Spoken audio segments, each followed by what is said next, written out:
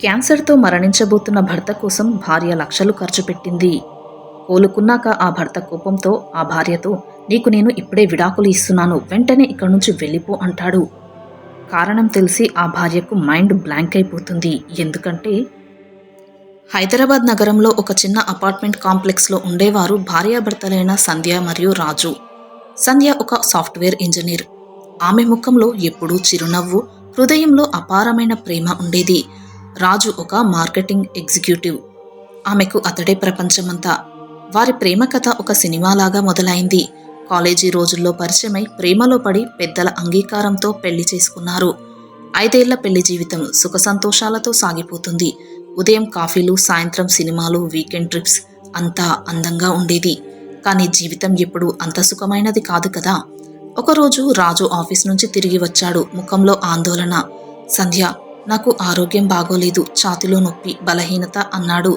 సంధ్య వెంటనే డాక్టర్ దగ్గరికి తీసుకువెళ్ళింది. టెస్టులు, స్కాన్లు అంతా చేశారు. ఫలితాలు వచ్చినప్పుడు డాక్టర్ ముఖం చూస్తూనే సంధ్యకు గుండె దడదడమన్నది. స్టేజ్ 3 లంగ్ క్యాన్సర్ అన్నాడు డాక్టర్. రాజు ముఖం పాలిపోయింది. సంధ్య చేతులు వణుకుతున్నాయి. కానీ ఆమె ధైర్యంగా నిలబడింది. మనం దీన్ని ఎదుర్కోవచ్చు రాజు, నేనున్నాను కదా అంది, కళ్ళల్లో నీరు ఉప్పొంగుతుండగా. అక్కడి నుంచి సంధ్య జీవితం మారిపోయింది. రాజు చికిత్స కోసం లక్షలు ఖర్చవుతోందని తెలిసింది. కీమోథెరపీ, రేడియేషన్, సర్జరీ అంతా కలిపి ₹1,00,00,000కు పైగా. వారికి సేవింగ్స్ ఉన్నాయి, కానీ అవి సరిపోవు. సంధ్య తన జాబ్ మానేసి ఫ్రీలాన్స్ పనులు చేస్తూ రాజు సంరక్షణను చూసుకుంటుంది. ఇంటికి లోన్ తీసుకుంది, గోల్డ్ సెల్ చేసేసింది, ఫ్రెండ్స్ నుంచి అప్పు తీసుకుంది. సంధ్య తల్లిదండ్రులు కూడా తమ సేవింగ్స్ ఇచ్చారు. నువ్వు నిండు నూరేళ్లు బ్రతకాలి రాజు అని. మనకు ఇంకా చాలా కలలు ఉన్నాయి. మీ జీవితం ఎంతో విలువైనది అన్నారు. సంధ్య రాత్రులు కూర్చొని అతన్ని ఓదారుస్తూ ఉండేది. రాజు బాధలు చూస్తుంటే సంధ్యకు గుండె తరుక్కుపోయేది. కీమో సెషన్ల తర్వాత అతడు వాంతులు చేసుకుంటూ బలహీనంగా పడి ఉండేవాడు. సంధ్య అతని తల నిమురుతూ, నీకోసం నేను ఏమైనా చేస్తాను, నువ్వు ధైర్యంగా ఉండు, నువ్వు తప్పక కోలుకుంటావు అనేది.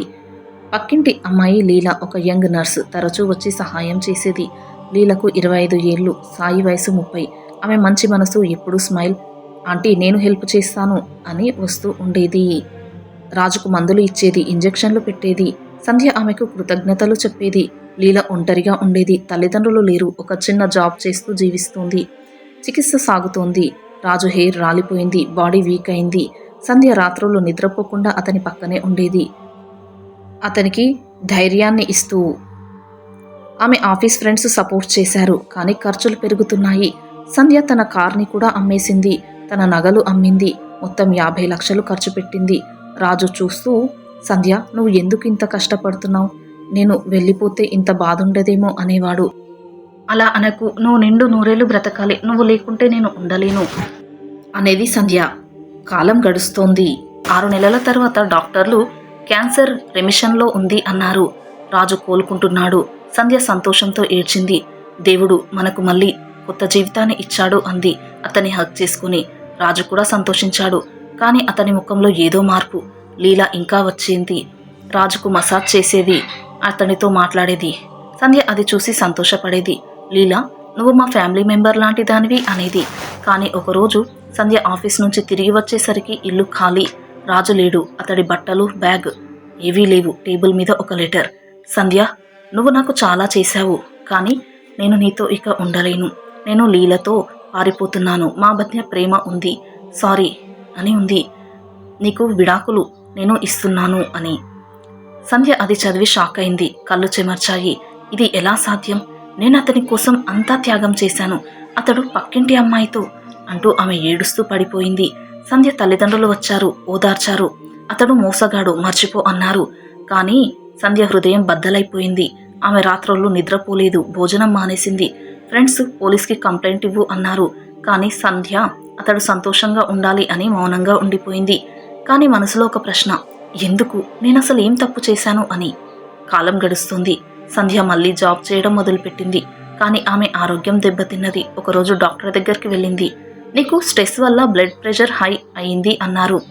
కానీ సంధ్య మనసు రాజు మీదే.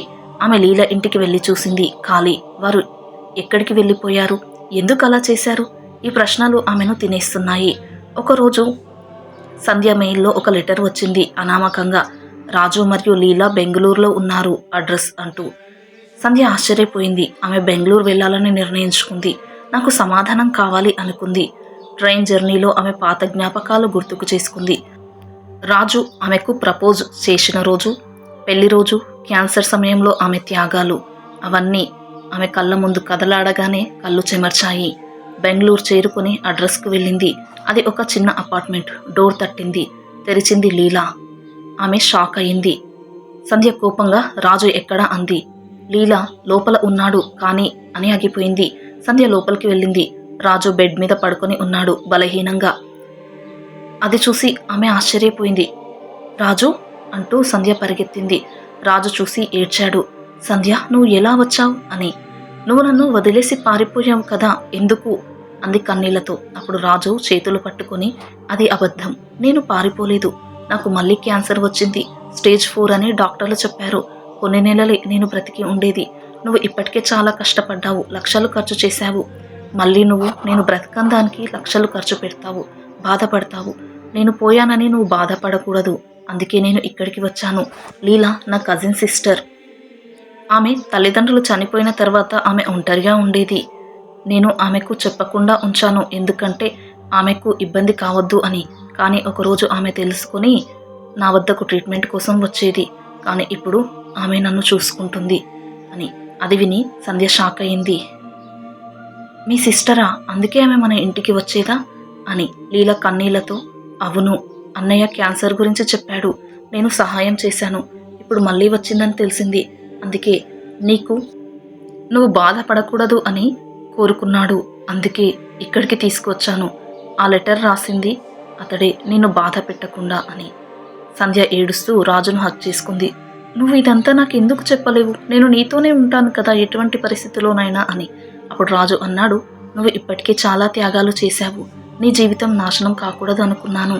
లీలతో నేను పారిపోయానని అనుకుంటే నువ్వు నన్ను మర్చిపోతావు, కొత్త జీవితాన్ని మొదలు పెడతావు అన్నాడు. సంధ్య, అది సాధ్యమా? నువ్వే నా ప్రపంచం, మనం ఏదైనా కలిసి ఎదుర్కోవాలి అని ఏడ్చింది. ఆ తర్వాత సంధ్య అక్కడే ఉండిపోయింది. రాజు చికిత్స కొనసాగింది. కానీ అతడు కోలుకోలేదు. కొన్ని నెలల తర్వాత రాజు చనిపోయాడు. సంధ్య హృదయం విరిగిపోయింది. కానీ లీలతో కలిసి జీవించడం మొదలుపెట్టింది. రాజు మనల్ని కలిపాడు అని లీలను తన సొంత చెల్లెలుగా చూసుకుంది. నిజమైన ప్రేమ అంటే కలిసి ఉండడం మాత్రమే కాదు, తనని తాను చెడ్డవాడిగా మార్చుకొని కూడా ప్రియమైన వారి జీవితాన్ని కాపాడాలనుకునే త్యాగం కూడా. కాదంటారా? వీడియో నచ్చితే ప్లీజ్ లైక్ చేసి సబ్స్క్రైబ్ చేసుకోండి. Thanks for watching.